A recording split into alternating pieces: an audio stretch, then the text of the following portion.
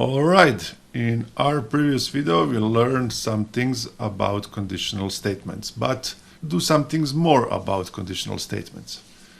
So now we want to filter what is left to filter. In previous video we filtered to get only positive numbers, and now we want to eliminate 0 and negative numbers and also strings or any other character which does not belong to this function. So when we calculate how many centimeters are in some number of meters, we can use only positive numbers, numbers which are not 0 or negative, and we cannot use symbols to make this function to work properly.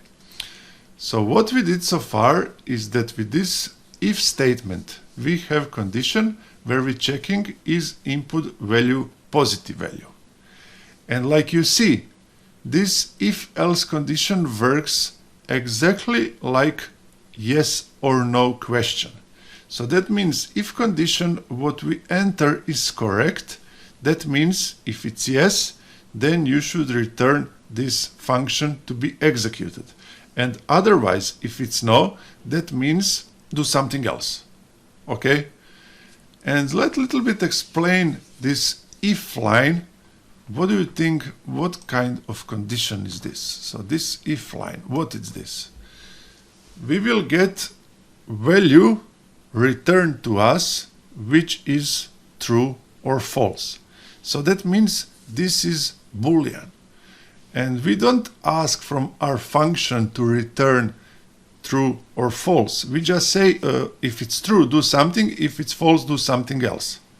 But we didn't request from this function to explicitly write is it Boolean or it's true or false. But we can do that.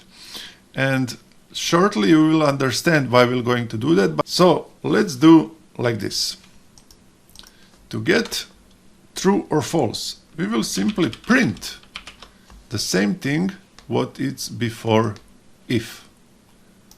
So we do it here, put print, and of course I have missing 0, run, we put 5, and we get, like you can see here, response from Boolean that it's true.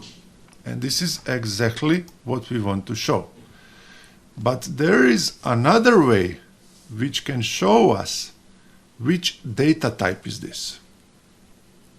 Okay, so I will show you right now that we can use variable, for example, which data type, type, and in this variable we put the same thing what we printed, right? And we don't need this anymore actually. And then let me make some spaces that it's not confusing. We will use pre-built Python function where we will say that inside we want to know which data type is this. And in this moment, if we execute this program, we will get nothing. Why? Because we didn't request anything. So we will simply print type which data type. And then we can run this program.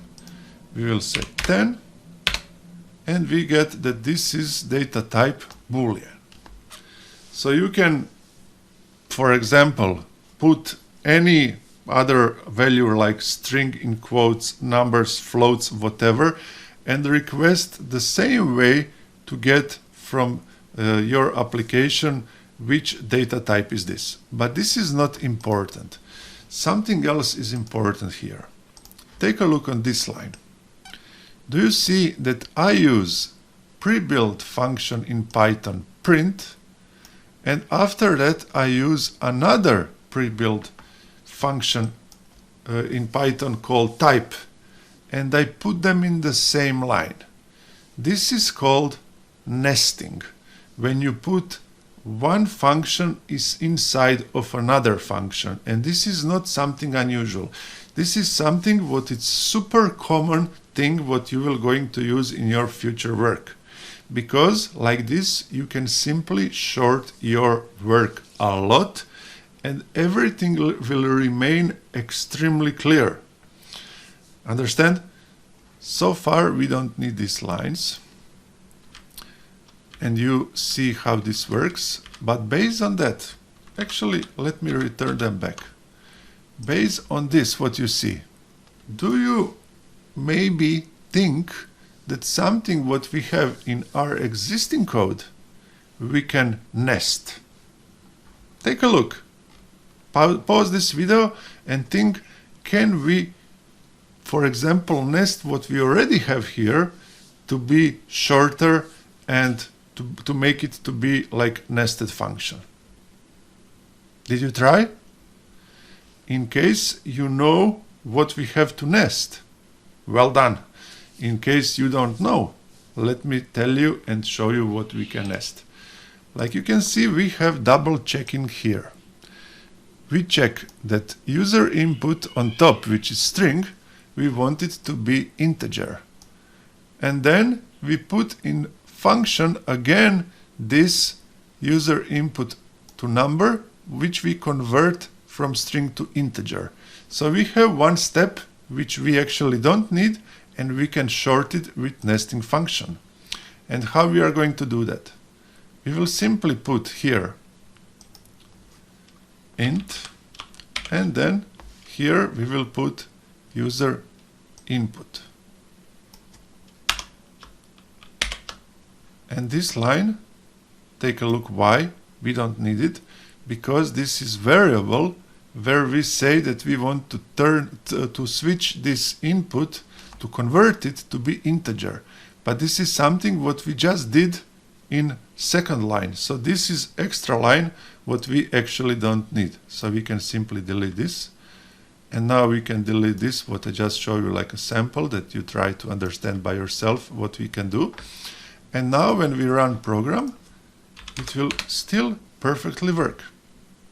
So in this way, with nesting function, we can short our code and it will still work perfectly fine. Second thing now what we are going to do is that we will extend this if-else statement what we have in our function.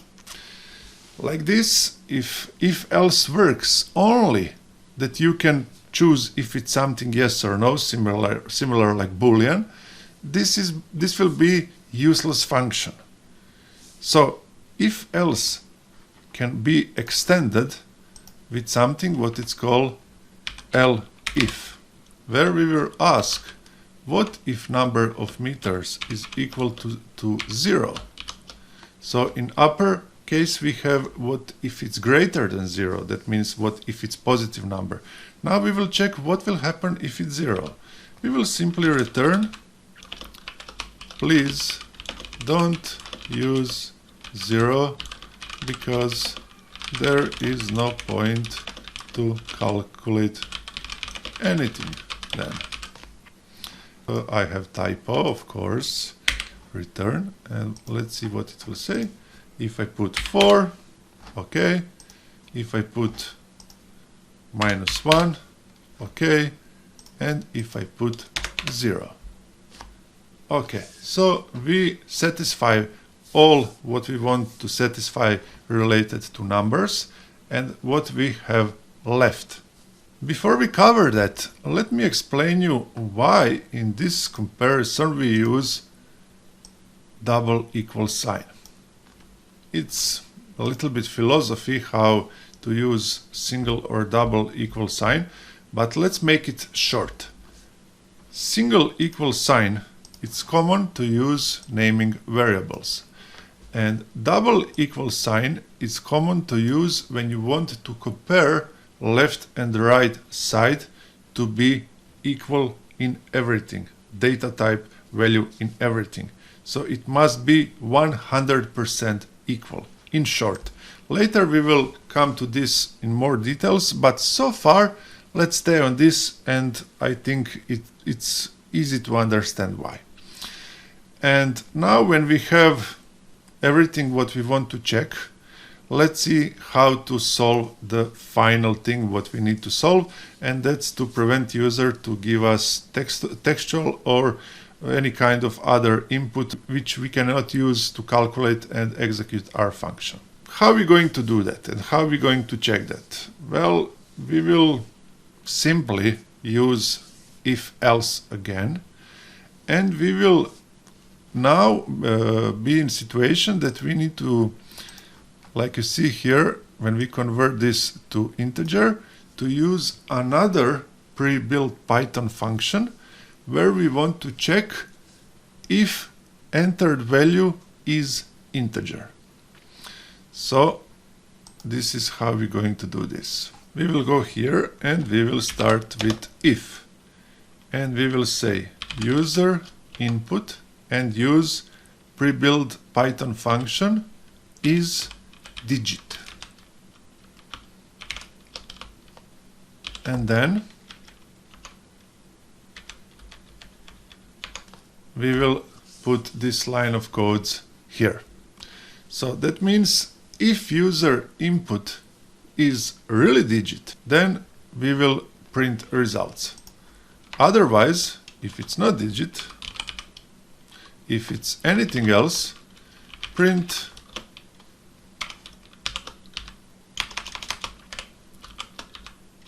come on, who can make calculation with that value.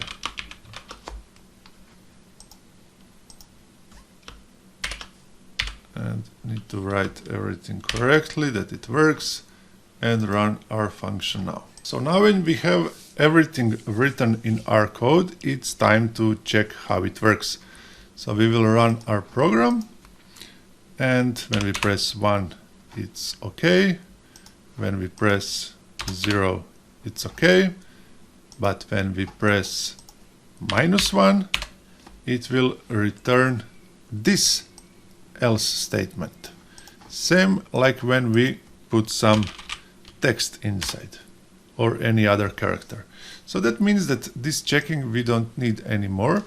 Why? Because negative values are covered with this function. And we will go more deep in building this program application, nesting these two things together, but let's do it in another video. Now we will just recap what we just built.